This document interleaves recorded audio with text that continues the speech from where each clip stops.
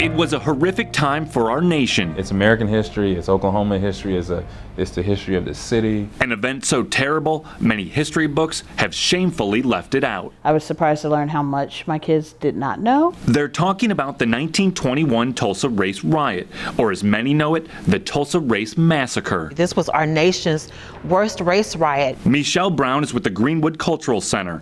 Her office sits on the very spot where nearly 40 acres of vibrant, prosperous property was destroyed, and at least 300 innocent African Americans were senselessly killed. It's a repulsive, violent act that is still affecting lives today. Having not received any type of reparations, just now being at a point where we are truly acknowledging this history, there's a lot of historical trauma that they are experiencing. Dr. Carlos Hill teaches African and African American studies at the University of Oklahoma. What had been one of the wealthiest communities, most educated communities, most peaceful communities in the country was destroyed in less than 18 hours. The hatred overflowed on May 31st, 1921, after a young black man named Dick Rowland entered the Drexel building in downtown Tulsa and stepped aboard an elevator being operated by a white woman named Sarah Page. Dick Rowland walks into the elevator, Sarah Page is there, the elevator door closes, there's a scream, the door opens again, and she runs out. Within hours, Rowland had been accused of assault, even rape. He's arrested and placed in the city's jail. Newspapers in town begin to run their version of the story. Newspapers in Tulsa begin to report an assault and even a rape. As the story spread through the white neighborhoods, so did the anger. And there's talk of a lynching, that Dick Rowland's going to be taken from the jail and lynched that night. A small group of armed African-American men go twice to speak with the sheriff, offering their support to help guard the city jail from the angry massing mob. The sheriff declines both times, but as the men are leaving the second time, a white person confronts the group. And it tries to take away a gun from one of the men. The African-American men stand their ground. And a melee ensues, the gun is fired, a white person is shot, and from that point, you know, as we would say, all hell breaks loose.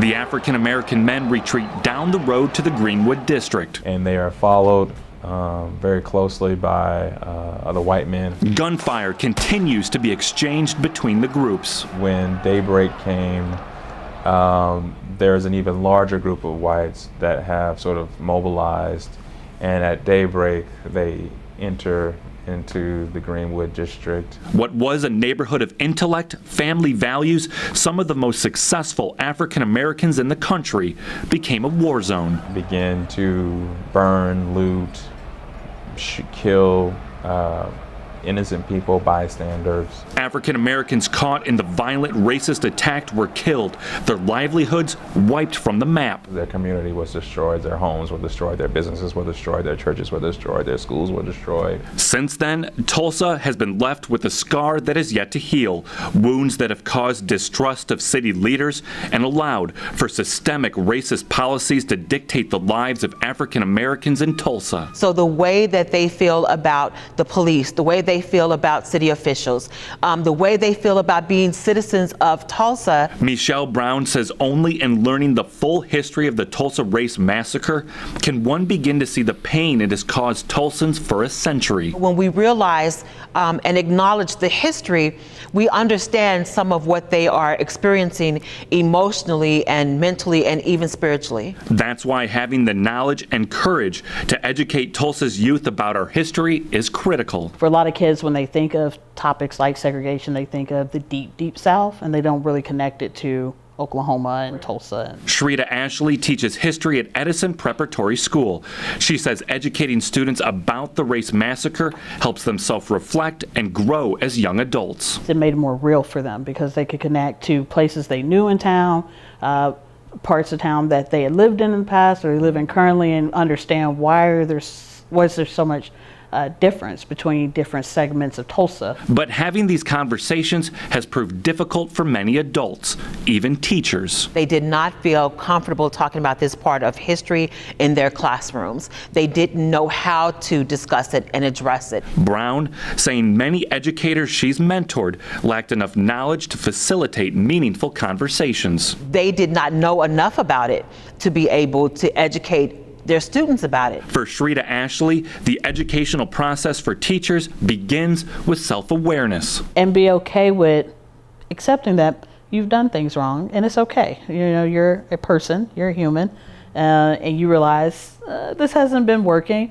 and it's okay to change that. Saying it's important to be okay with being uncomfortable, knowing students have a safe place to learn, discuss, and express themselves about the terrible events during the Tulsa Race Massacre. So I think by having kids exposed to teachers who can guide them and facilitate those types of discussions helps the kids see how to facilitate those discussions. They need to be aware of and be able to understand sort of how this issue still impacts them, how it still impacts their community. That they give students the freedom to respond as openly and honestly as they would like. Give them the opportunity to express themselves. The hope is that by educating students about the Tulsa Race Massacre and the lasting effects still resonating in Tulsa today, the biggest strides and the biggest changes are definitely going to come in having kids grow up and take in those positions of power. They become the teachers, they become the leaders. That they can grow into more well-informed adults